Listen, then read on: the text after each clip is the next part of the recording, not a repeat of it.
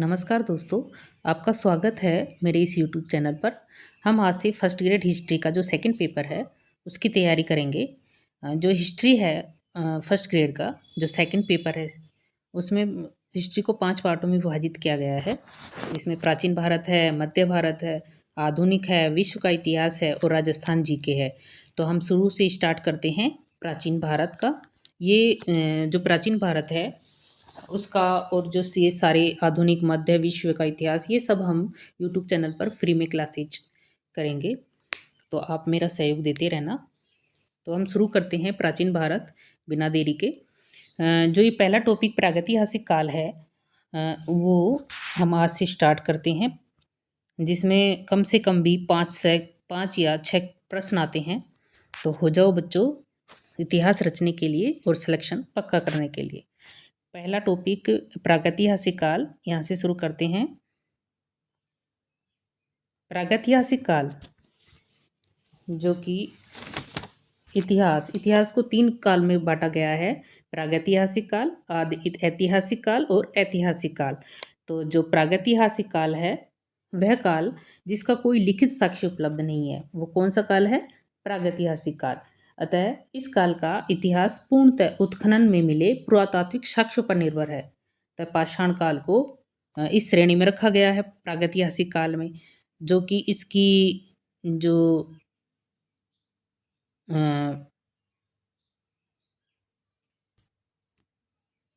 ये 25 लाख ईसा पूर्व से शुरू होकर 3000 ईसा पूर्व तक है प्रागैतिहासिक काल। और दूसरे नंबर पे आता है आद्यैतिहासिक काल। आद्यैतिहासिक काल, इस काल के अंतर्गत हम 2 सभ्यताओं को रखते हैं, हड़प्पा को और वैदिक सभ्यताओं को, क्योंकि इस काल की जो लिपि है वो लिखित तो है पर उसे पढ़ने में सफलता नहीं मिली है। अतः जो हड़प्पा और वैदिक संस्कृति की गणना हम आद्यैतिहासिक काल से करते हैं। और तीसरा आता है ऐतिहासिक काल। तो ऐतिहासिक काल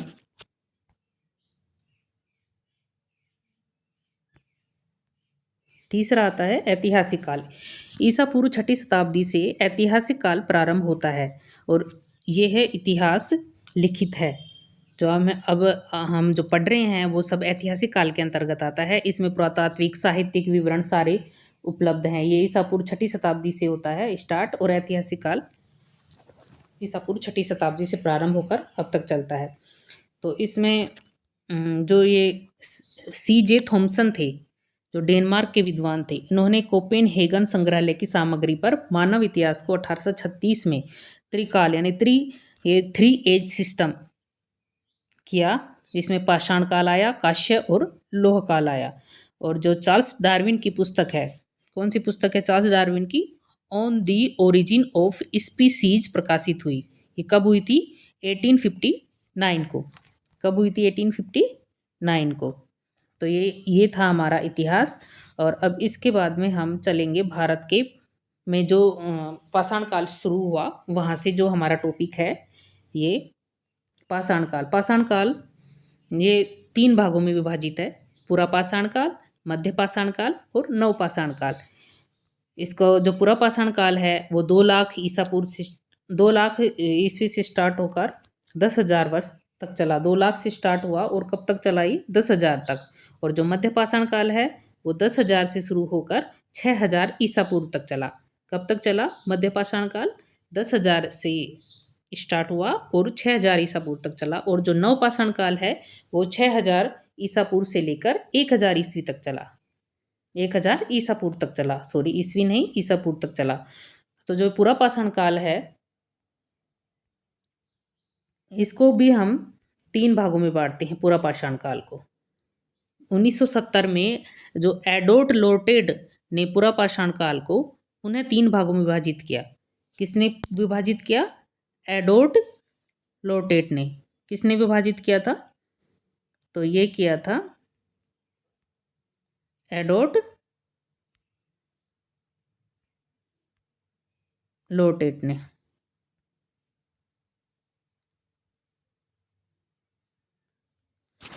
ठीक है, पूर्व और निम्न पूरा पाषाण काल पहला कौन सा आएगा इसमें, पूर्व या निम्न पूर्व पाषाण काल, दूसरा आएगा मध्य पाषाण काल और तीसरा आएगा उच्च पाषाण काल।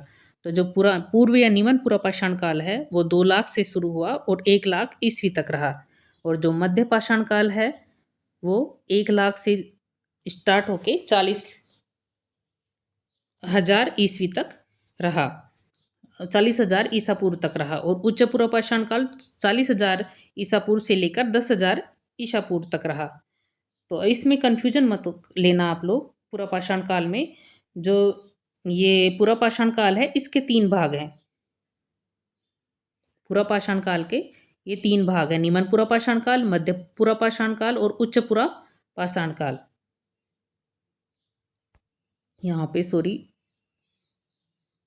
ये पूर्व पाषाण काल आएगा, निम्न पूर्व पाषाण काल, मध्य पूर्व पाषाण काल और उच्च पूर्व पाषाण काल, ये तीनों हैं। पूर्व या निम्न पूर्व पाषाण काल, मध्य पूर्व पाषाण काल और उच्च पूर्व पाषाण काल,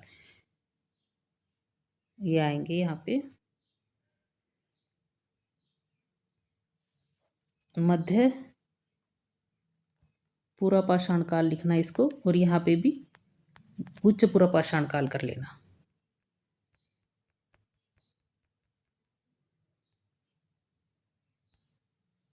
पूर्व पाषाण काल, इसको पैलियोलिथिक एज भी कहते हैं। पूर्व पाषाण काल के लोग नेग्रिटो जाति के थे। पूर्व पाषाण काल के लोग कौन सी जाति के थे, नेग्रिटो जाति के। ये जो आप कर रहे हो ना, ये सब नोट्स आप अपनी पेन और रजिस्टर में लिखते जाना, साथ साथ में मैं पूरा प्राचीन भारत करवाऊंगी। अगर अच्छा रेस्पॉन्स रहा तो मैं आगे मध्य और आधुनिक भी करवा दूंगी, तो आप इसको लिखते जाना। जो रॉबर्ट ब्रूसफुट थे उनको भारत में पूर्व पाषाण कालीन अध्ययन आरंभ करने का श्रेय दिया जाता है। किसको दिया जाता है, रॉबर्ट ब्रूसफुट को। ये बहुत इंपॉर्टेंट है, रॉबर्ट ब्रूसफुट। रॉबर्ट ब्रूसफुट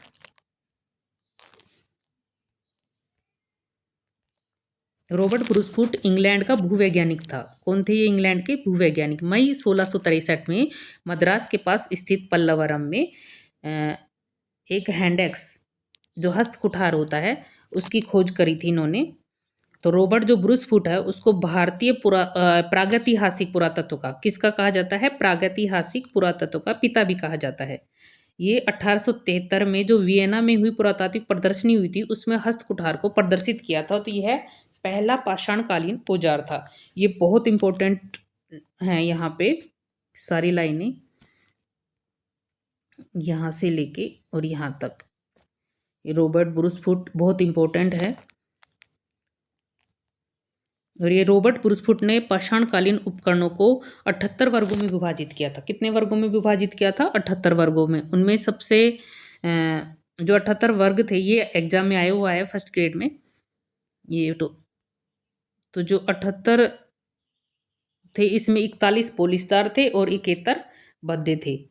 कैसे थे इसको नोट कर लेना, 41 पोलिसदार और 37 भद्दे थे। 78 वर्गों में जो विभाजित किया गया था उसमें से पोलिसदार कितने थे, 41, और 37 कैसे थे, भद्दे। ये पॉइंट एग्जाम में फर्स्ट ग्रेड में आया हुआ है।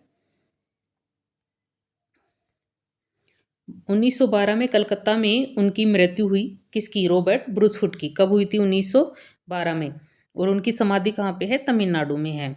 पुरापाषाणकालीन लोग पूर्णतः किस पर निर्भर थे, आखेट पर निर्भर थे पुरापाषाणकालीन लोग। अब हम पाषाण काल में जो पुरापाषाण काल था उसमें से हम निम्न पुरापाषाण काल को पढ़ेंगे।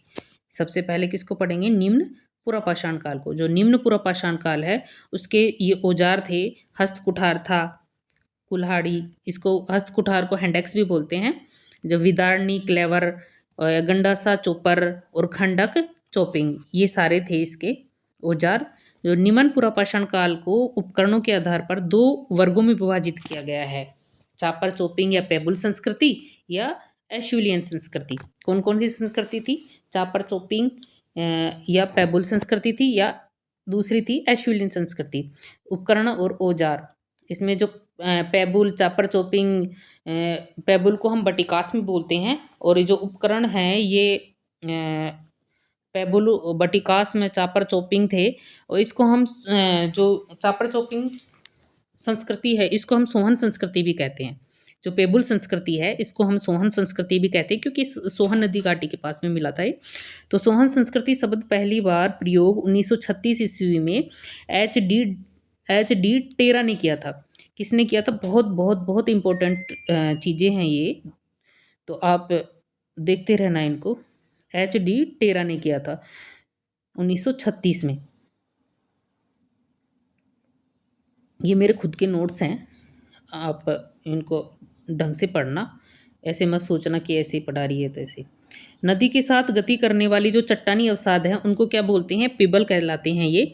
नदी के साथ जो गति करती हैं जो चट्टानी, उनको पेबल कहते हैं। दो तरह के पेबल हैं, एक धार वाले पेबल, इसमें चापर या गंडासा होता है, और जो द्विधारी पेबल हैं वो चोपर कहलाता है। द्विधारी पेबल क्या कहलाता है?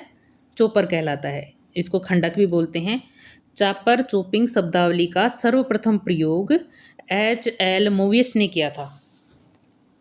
किसने किया था? चापर चोपिंग शब्दावली का सबसे पहले प्रयोग किसने किया था? एच.एल. मोवियस ने। किसने किया था? एच.एल. मोवियस ने किया था। सर्वप्रथम 1928 में डी.एन. वाडिया। किसने? डी.एन. वाडिया, सोहन घाटी के जो पितामह थे, डी.एन. वाडिया ने इस संस्कृति का उत्खनन किया और उपकरण प्राप्त किए। किसने करा था? सर्वप्रथम एच.एल. मोवियस ने इस शब्दावली का प्रयोग किया, चापर चोपिंग शब्दावली का, और 1928 में डी.एन. वाडिया ने सोहन घाटी के जो पितामह थे उन्होंने संस्कृति का उत्खनन किया और उपकरण प्राप्त किए। आर.यू. टोड ने सोहन घाटी के पिंडी घेब स्थल उत्खनन प्राप्त किए। किसने किए थे? आर.यू. टोड ने। तो सोहन नदी घाटी में 5 वेदिकाएं मिली हैं। कितनी वेदिकाएं मिली हैं सोहन नदी घाटी में? 5 वेदिकाएं।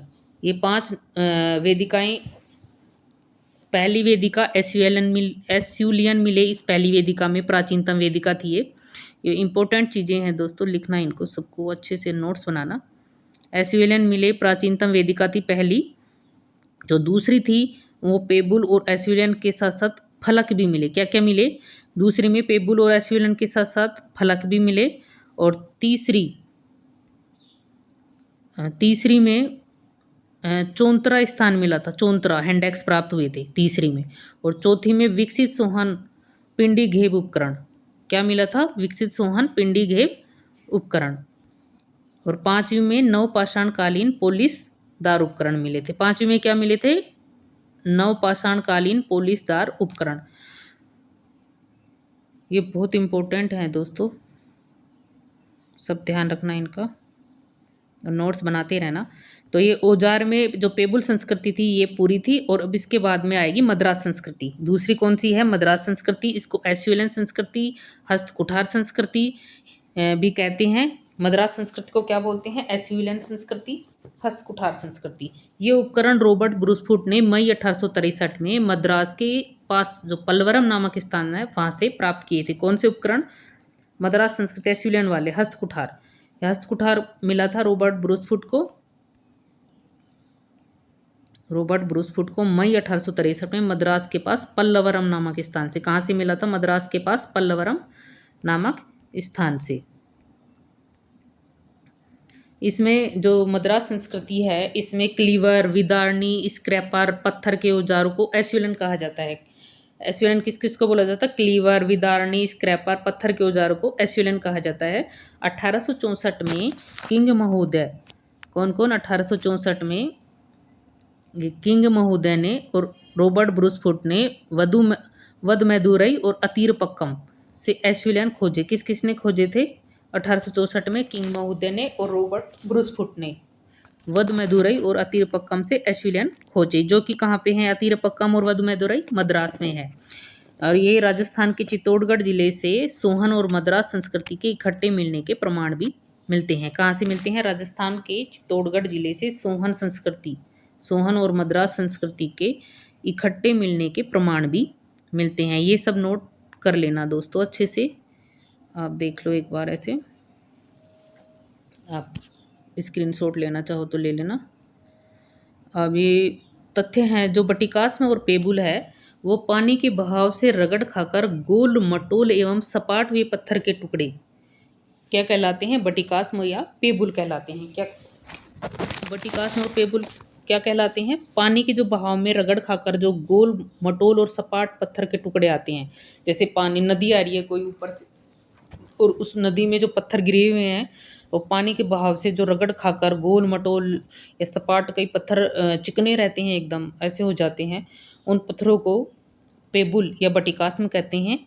जो एक गंडासा और चोपर होता है उसमें पेबुल से निर्मित बड़े उपकरण पेबुल से ही निर्मित होते हैं गंडासा चोपर में, जिसमें एक और फलक निकाल कर धार बनाई जाती है। एक फलक पे धार बनी रहती है और एक तरफ से ऐसे रहते हैं। ये पेबुल से निर्मित बड़े उपकरण होते हैं जिसमें एक और फलक निकाल कर धार बनाई जाती है, वो गंडासा या चोपर कहलाते हैं।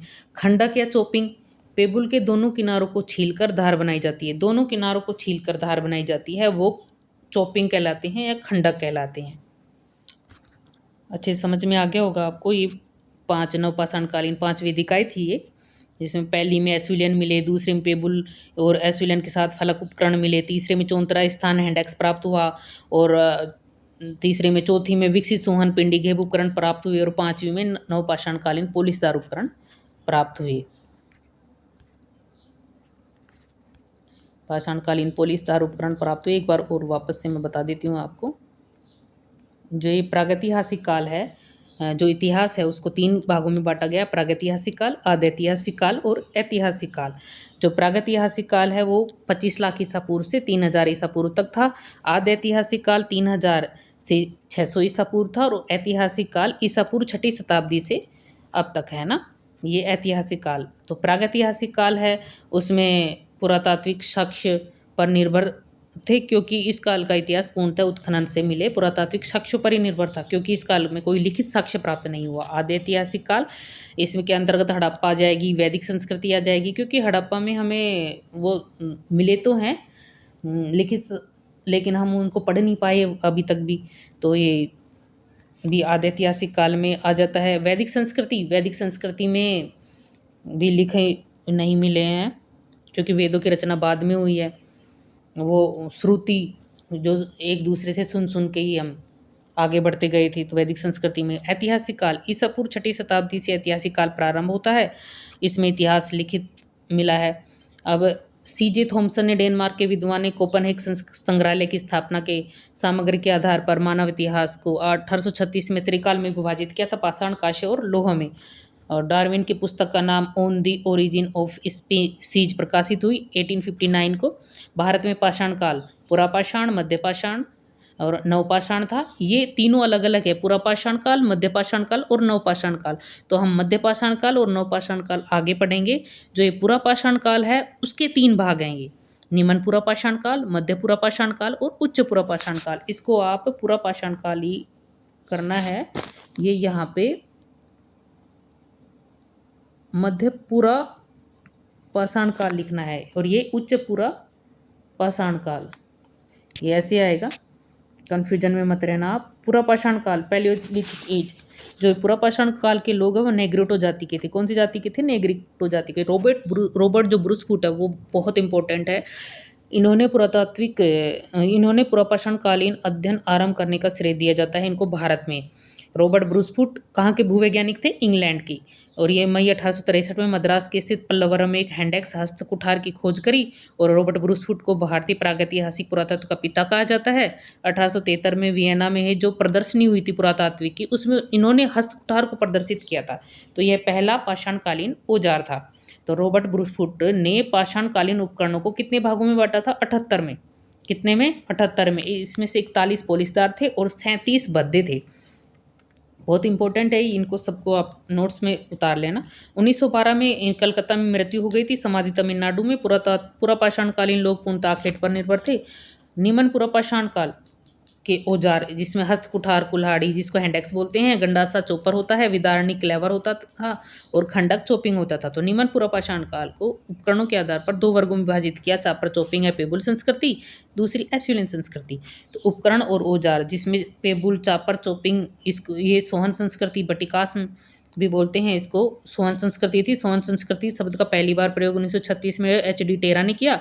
नदी के साथ गति करने वाली जो चट्टानी अवसाद है उनको पेबल कहते हैं। 2 तरह के पेबल होते हैं, एक धार वाले पेबल जिनको चापर या गंडासा कहते हैं, और द्विधार वाले जिनको चोपर कहते हैं, जो खंडक होता है, जिसके जो दो धार होती हैं वो खंडक होता है, एक धार पे चापर चोपिंग शब्दावली का प्रयोग सर्वप्रथम एच.एल. मोवियस ने किया था। किसने किया था चापर चोपिंग शब्दावली का? एच.एल. मोवियस ने। और सर्वप्रथम 1928 में डी.एन. वाडिया सोहन घाटी के पितामह थे। इन्होंने संस्कृति का उत्खनन किया और उपकरण प्राप्त किए। R.U. टोड ने सोहन घाटी के पिंडी घेबी स्थल उत्खनन प्राप्त की। इसमें 5 वेदिकाएं थी सोहन नदी घाटी में। कौन 5 वेदिकाएं थी? पहली में एस्युलन मिले जो प्राचीनतम थी, दूसरी में एस्युलन और पेबुल के साथ साथ फलक मिला, तीसरे में चौंतरा स्थान और हैंडेक्स प्राप्त हुए, चौथे में विकसित सोहन पिंडी घेब उपकरण मिले, और पांचवें में पाषाण व पोलिसदार उपकरण मिले।